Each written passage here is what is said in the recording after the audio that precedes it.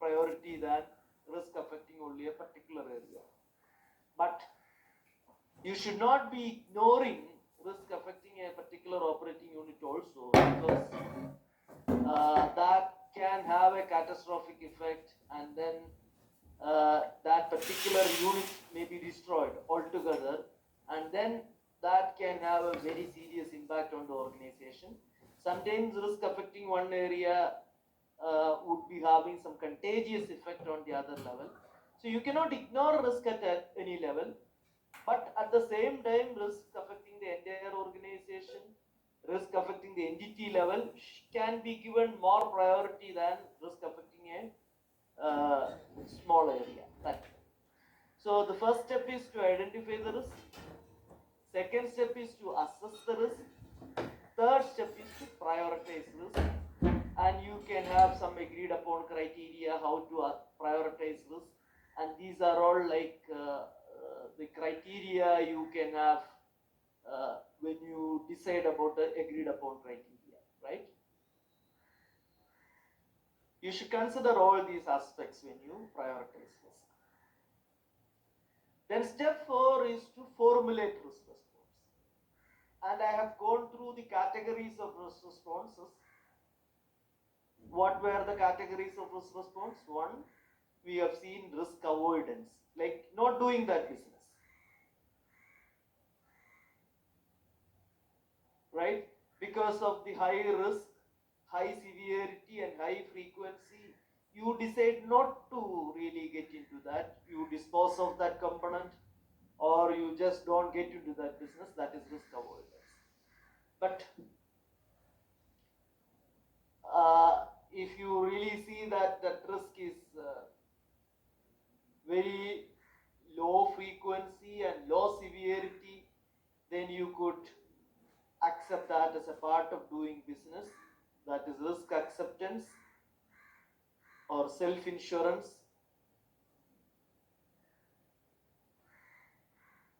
Right? Or even risk retention. These are all synonyms for that.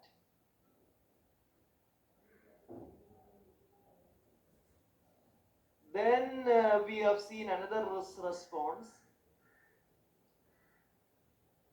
risk mitigation or risk reduction, risk mitigation, right? All your control activities are coming under this. This is suitable when you have low impact and high frequency, high probability. You are really trying to bring down the risk to an acceptable level, right?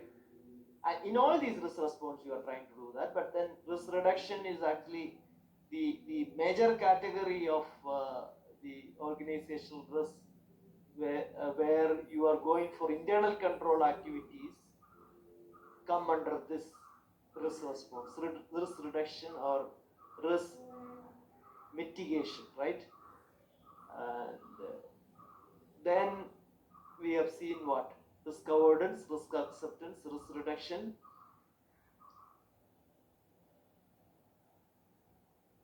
Risk transfer.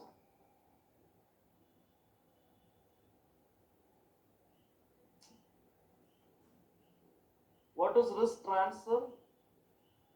Risk transfer is actually what? You are sharing the risk, you are transferring the risk to another person. A normal situation, we can call it insurance. Not normal, that is an example of risk transfer, you can say. Insurance is a kind of risk transfer, but this is so common that people can use it even as a synonym. Then risk sharing is another way of looking at the same thing I said, right? If that is the case, actually, like there are various ways you can go for this risk response. One is insurance. The other, like if you feel that this risk is really too much for you, you can find some partners, some joint ventures, right? Risk for risk participation. You can share that risk. And I have indicated that the hedging, you know what is hedging? Hedging is a very modern way of managing risk. There, the adverse changes, if it is happening like over a threshold, you are sharing that risk with another party, another counterparty, right? Hedging. I'll just go into that. I will tell you what is hedging. But that is also one example of this risk response strategy. Then you can have another risk response, like when you see risk, you know that risk and reward go together. So in order to maximize your return, you can take a risk. That is what is called risk exploitation.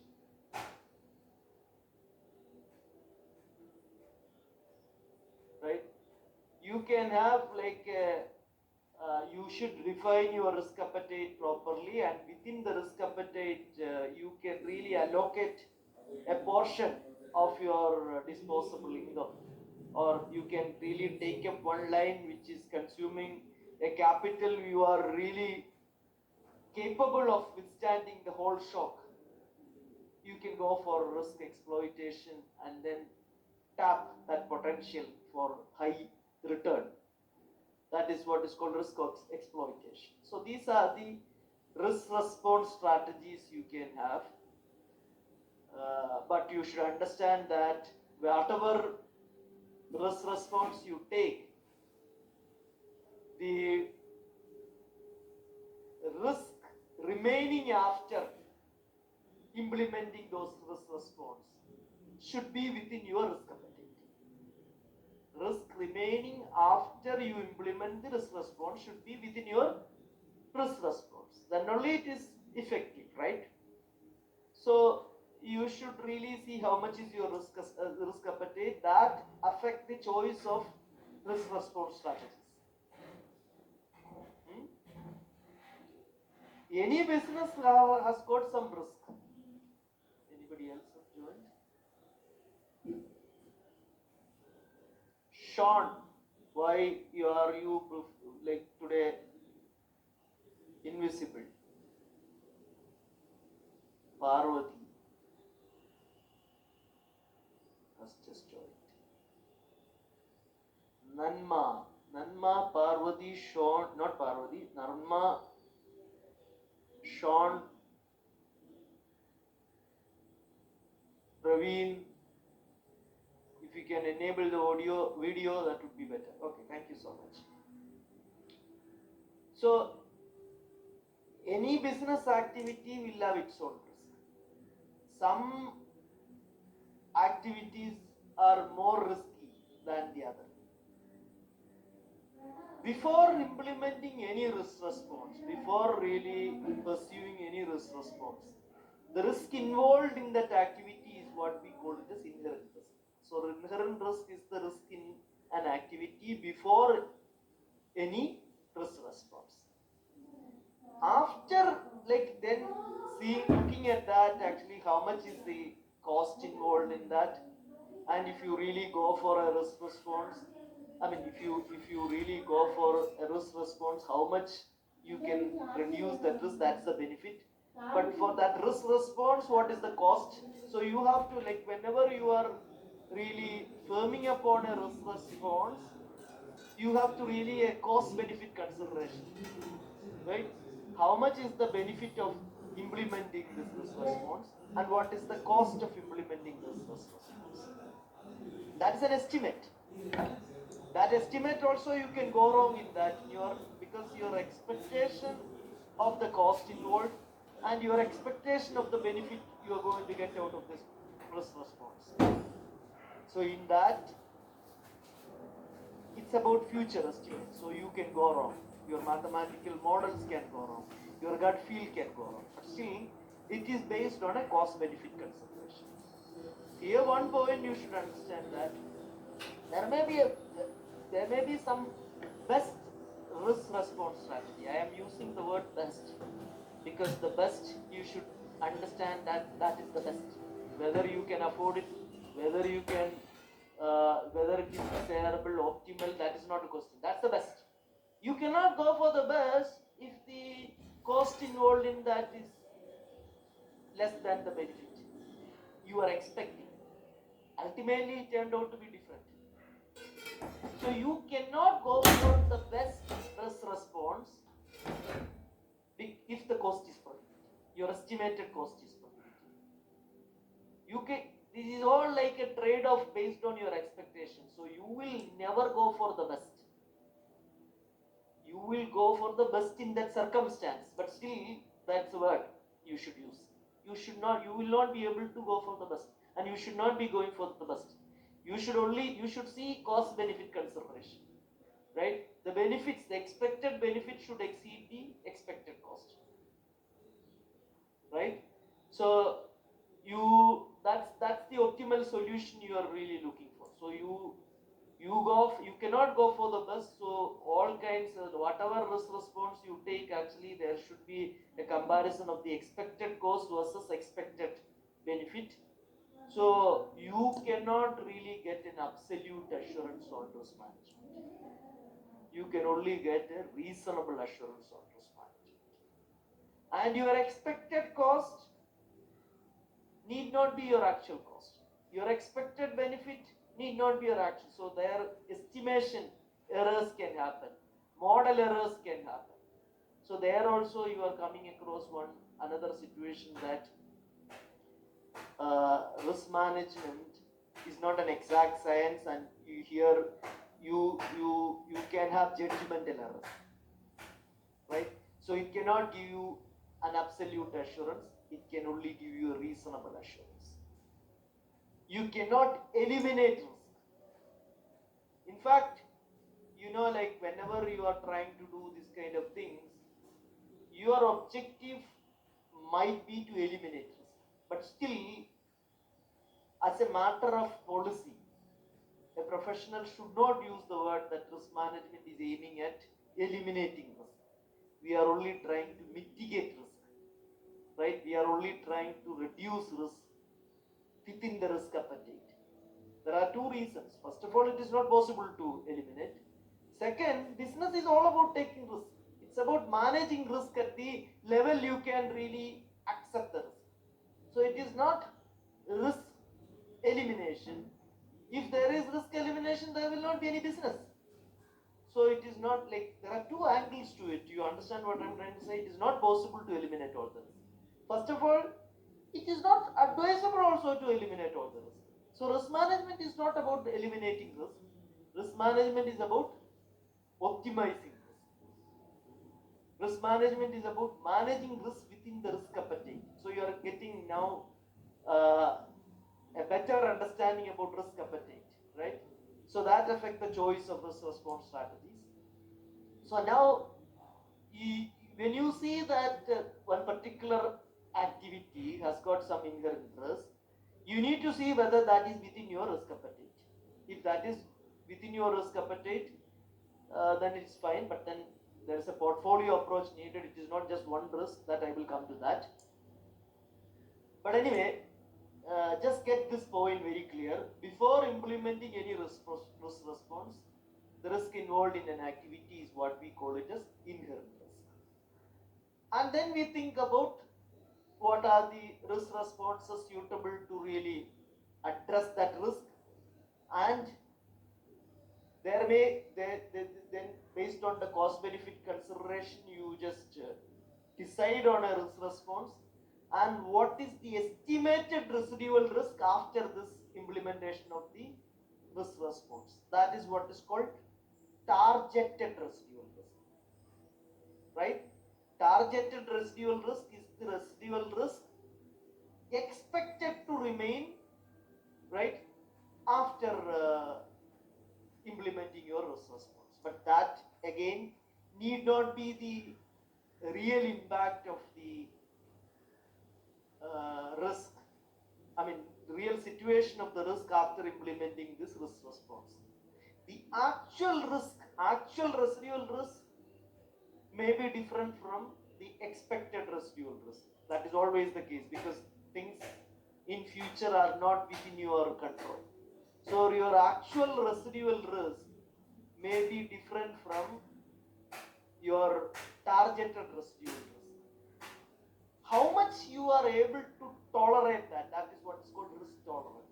So risk tolerance is the level of fluctuation you can afford to have between the targeted residual risk and the actual residual risk.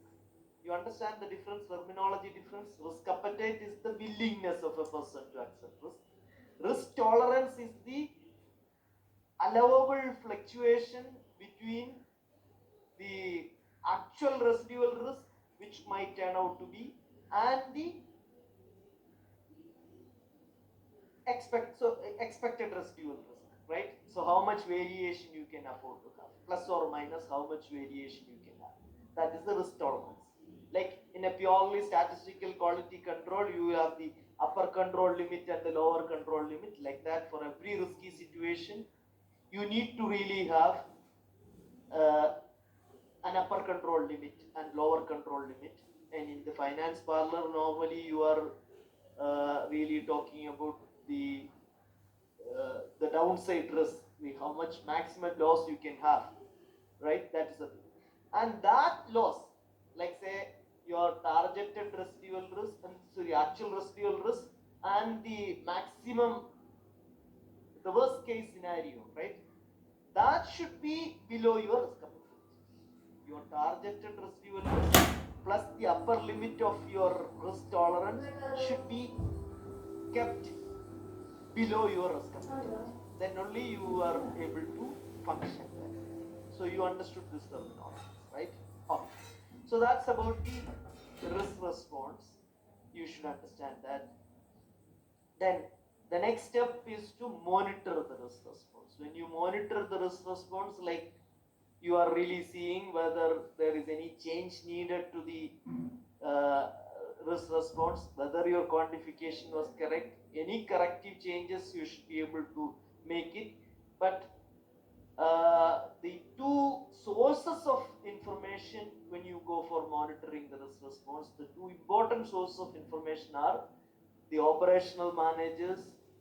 Because of their proximity to the risk, they are in the best position to see whether there is any change needed, whether things are working fine or not. But then they may be involved in that design and implementation of risk response. They may not be objective.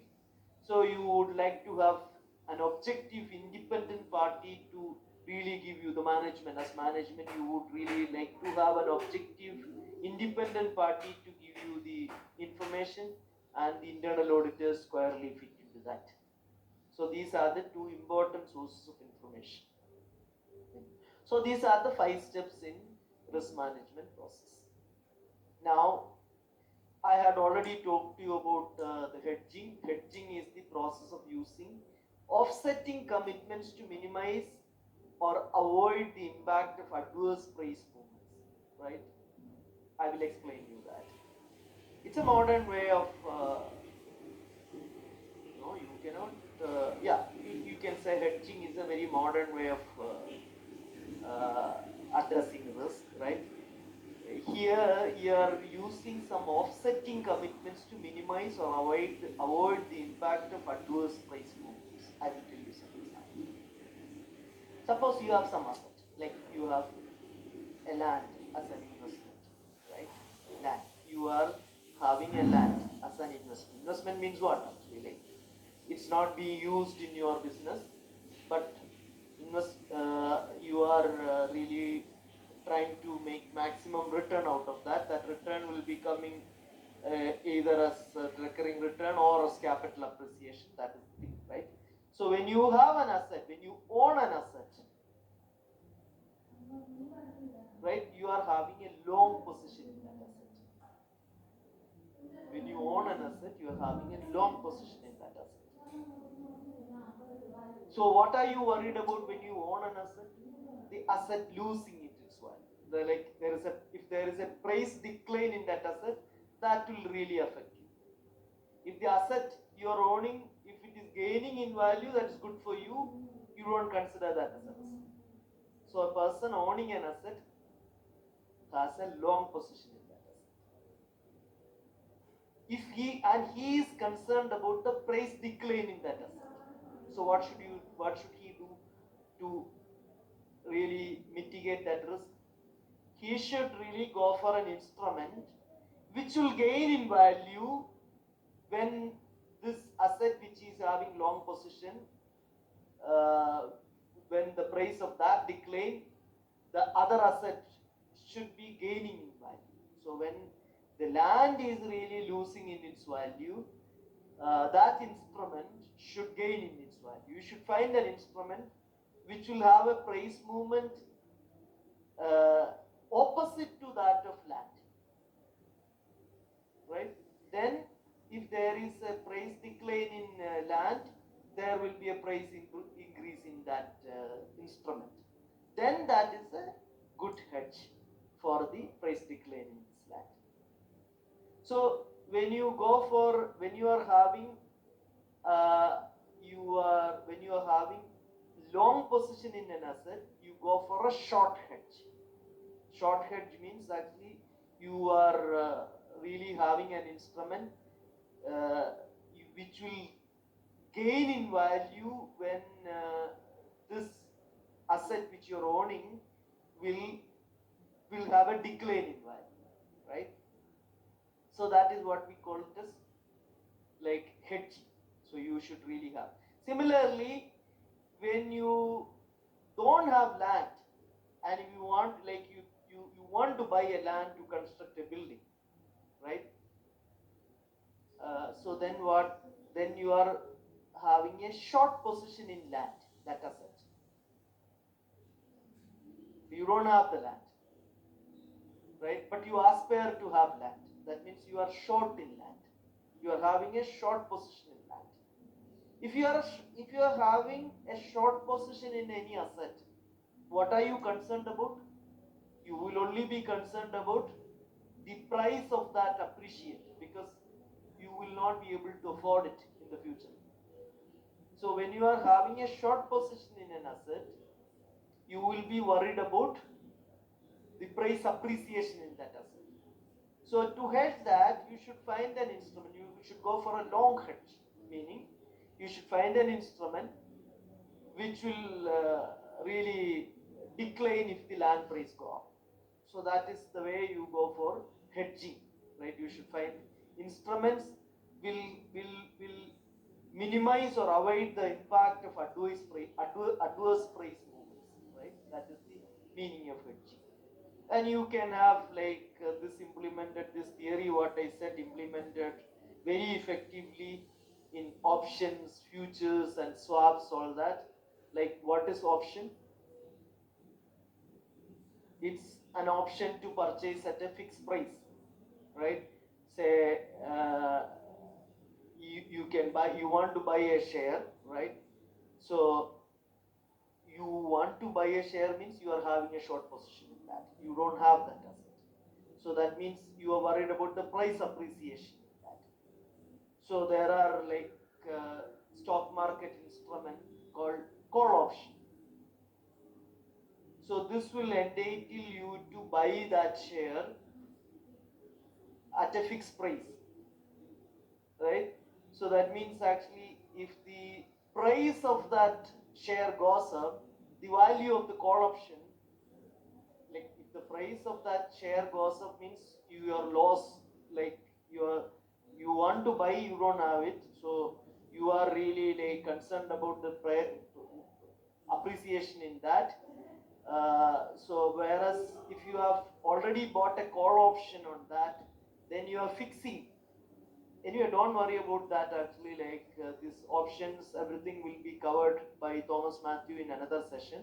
But if you have a call option, then that call option will gain in its value as the asset is really going up, asset price is going up. So the expected loss can be mitigated by the expected gain in that call option.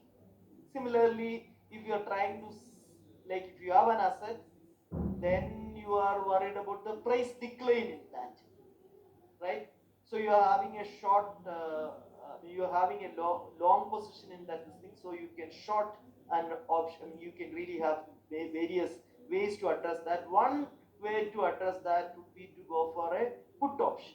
That put option will give you the right to sell at a given price, then you are not worried about that. But then the problem is actually here you are sharing that with somebody else. If this is the case, if you are having an asset and if you are worried about the price decline in that, and if the price go up, your upper uh, potential is getting limited. You are sharing that gain with the person who has written that put option. So you are having a risk sharing in that instrument. But anyway, I'm not really getting into this kind of instruments. So just say that, just understand that hedging is a way of sharing your losses. It can be, as long as you are really going for protecting your losses and this thing. There, some people will be going for these instruments just for what do you say? What is the right word for that actually? Uh, that's not coming. Somebody else, somebody who knows that word, tell me. Like they want to really bet and they. I'm not getting that. But anyway, what I'm trying to say is actually like they want to really bet on the price movements and then get some kind of windfall gain. Arbitrage. Arbitrage.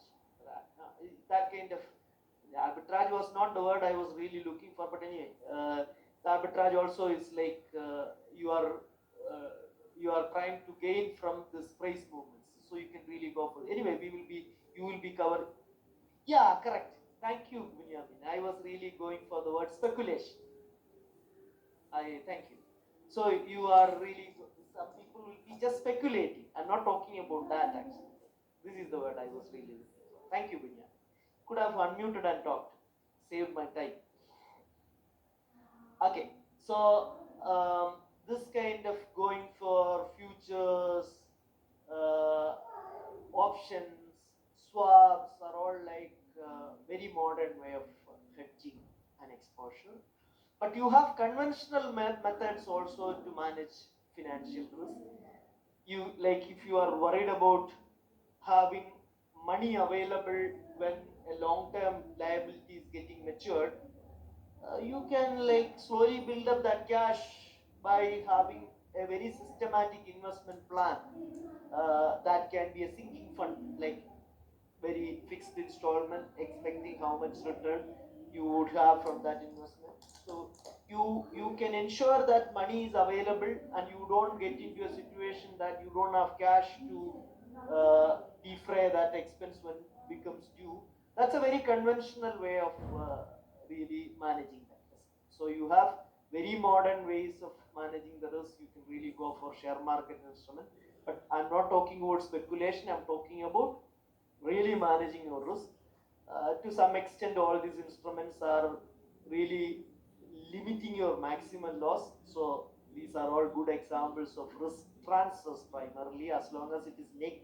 It's not a naked option where you are not speculating, right? So then your upside potential is limited, but then your downside risk also is managed. You are managing everything within your risk appetite. Those are modern ways of managing it. I just explained you call option, put option. If you're worried about paying your foreign currency payable, then you may go for a foreign currency forward. If you are going for a foreign currency forward exchange contract with market specifications, then it's called a future. So you can go for that. And then but if that price movement is to your advantage, your upside potential is limited here. So that is why I said it's a kind of risk transfer and risk sharing with the other party. And then like if you are concerned about you are paying say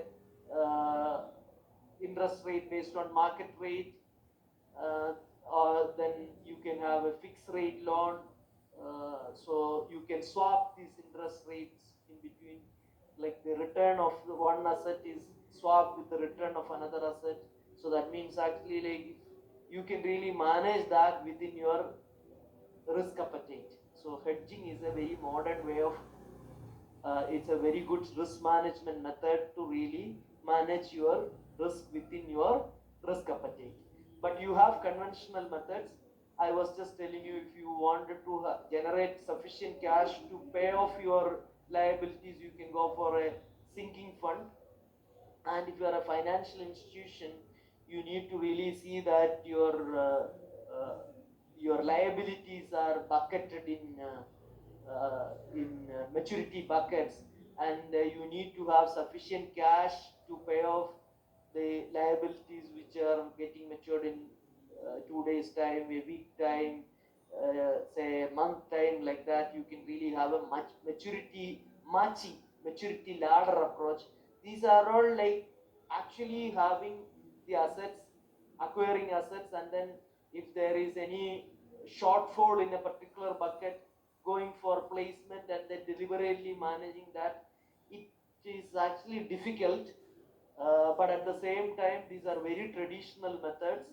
And then probably like what you're trying to cap is that the risk is managed within the risk appetite. So it's a good way of uh, managing the risk within the risk appetite, but you may not be able to tap the upside potential. So to that extent, it is a risk sharing with the counterpart.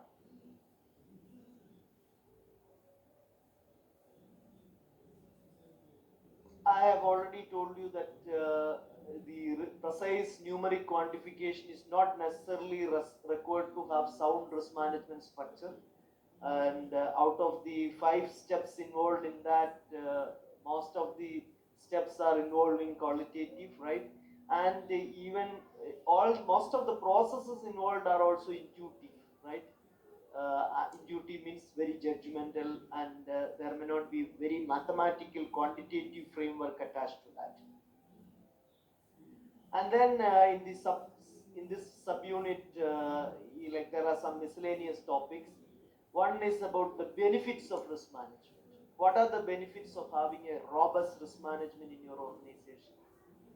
First of all, when the market really knows that your entity has got very good risk management, right, then their confidence in your entity will go up. So that improved investor confidence uh, will give them the confidence, will really make them like your organization. They will be willing to accept a lower cost of capital for the investment. So that investor confidence is one benefit of risk management. Another benefit of risk management, when you really think about what all risk can really uh, affect the entity, and when you really try to make yourself prepared for that, you will have very less surprises, right? Because you have already thought of all kinds of price shocks, everything. So you are in a better position to face any eventuality. Even before a flood, actually, you are really trying to see if there is a flood, what should I, what should we do actually? Right? So who would be informed, and where could we go there? So you have some kind of steps already firmed up, and you will have very few surprises if you have a good risk management. And then when you are really having a good risk management, then that is resulting in efficient use of resources, right? First of all, like we are really trying to really see what kind of risk response you should really use. That there you are really managing your resources. And then when you know that, okay, this how much is your risk appetite, and within that you are trying to maximize your this thing. So your capital allocation decisions are also done in a better way. So capital is the resource you are really having in a particular business. So based on the risk benefit considerations, like you would be really seeing how much you can invest in that particular area. So if you are having a good risk management, that would result in efficient use of resources. Another small area you should really see that difference between liability insurance and hazard insurance. This is also common. I mean, like you should know this difference between liability insurance and hazard insurance. There were multiple choice questions on that. See, liability insurance provides financial protection against injuries caused to others. Like say for example, when you have a car, right? You can meet with an accident and the car will be lost. So if you are going for an insurance which provides financial protection against own damages, that is what we call it as hazard insurance, right? Whatever damage you are suffering in your organization, right? The meaning whatever damages the organization is having, and if you are going for insurance against that, that is what is called hazard insurance. A car owner's insurance against the damage to that car is an example of a hazard insurance. Whereas if you hit another person, that person might be losing his life, and if you hit another person, that person might be damaging his car, right? I mean, his car would be damaged, the third party's car would be damaged. So if you are causing that thing, you may have some financial liability. Your car is not damaged, or somebody else's car is damaged, somebody else's life is affected, somebody else is getting injured, but you have a financial liability for that. If you go for insurance against that financial liability, that is what is called liability insurance. You understand the difference between liability insurance? You just take a car insurance. If you are insuring car for own damage, that is hazard insurance.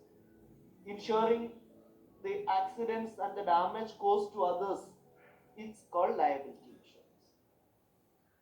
So a workman compensation insurance, is that a liability insurance or a hazard insurance? Workman compensation insurance is a liability insurance, right?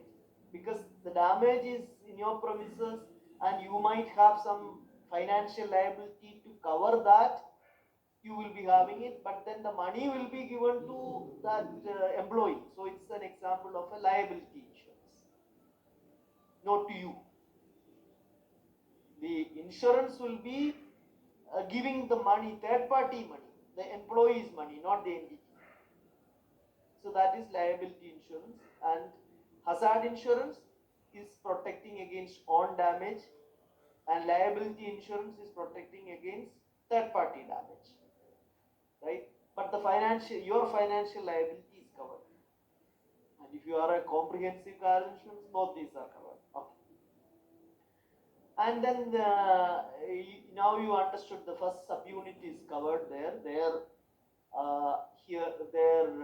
Like some enterprise risk management.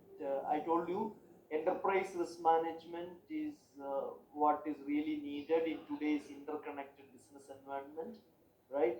Stovepipe approach or managing risk in silos is not good enough. You need to have like an enterprise-wide risk management. There are various enterprise risk management framework. One is given by International Organization for Standardization. They have ISO 31000, but we are not studying.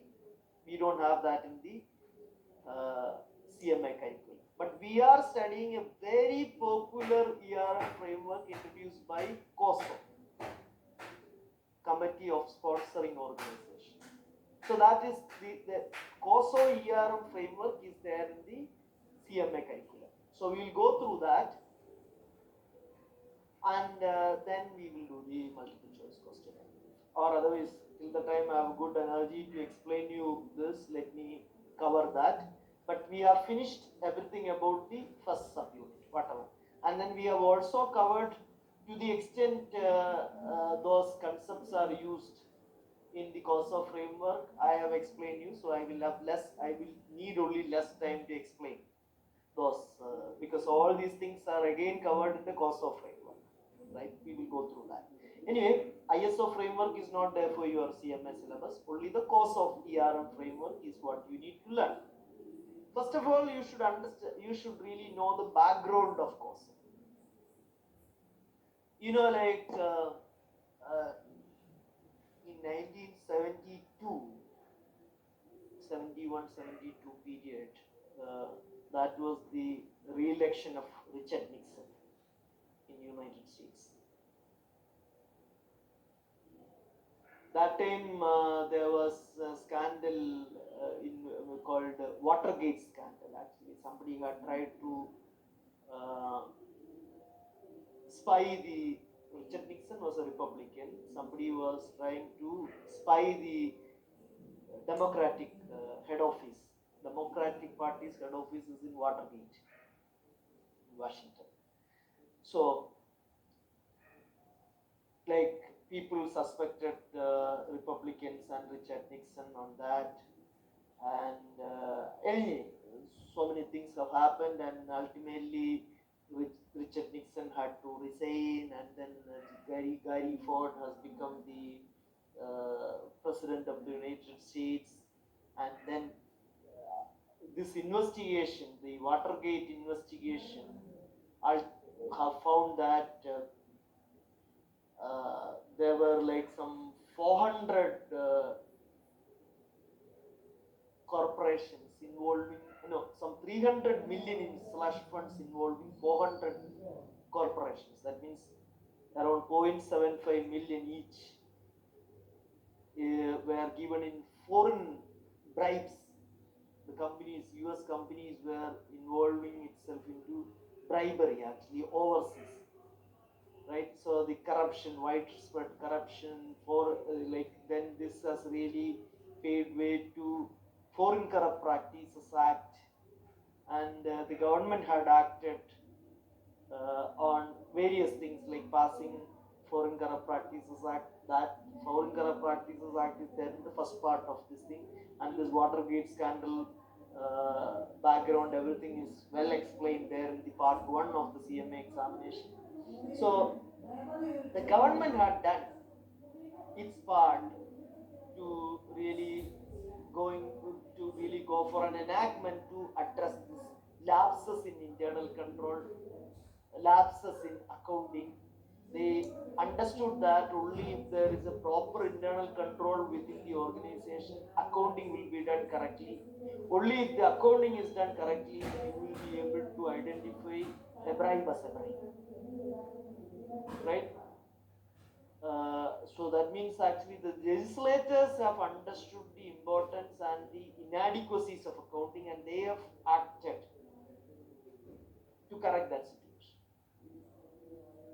So this was a shame for all the private sector initiatives which had come up as the protectors of the accounting profession. So they formed an organization, they formed a committee, right? Then that is called National Committee on Fraudulent Financial, National Commission for Fraudulent Financial Reporting. That was formed in 1985, National Commission for Fraudulent Financial Reporting. Against National Commission on Fraudulent Financial Reporting. That was formed in 1985 by the then prominent 5 organizations in the accounting field in the United States. There were 5 organizations in the very notable organizations in the accounting field during that time. So it was a private sector initiative to address all the anomalies in the accounting field, right? National Commission on Fraudulent Financial Reporting, right? The people were engaged in the fraudulent financial reporting. So to address those things, they formed a National Commission on Fraudulent Financial Reporting. The first chair of that commission was James C. Treadway.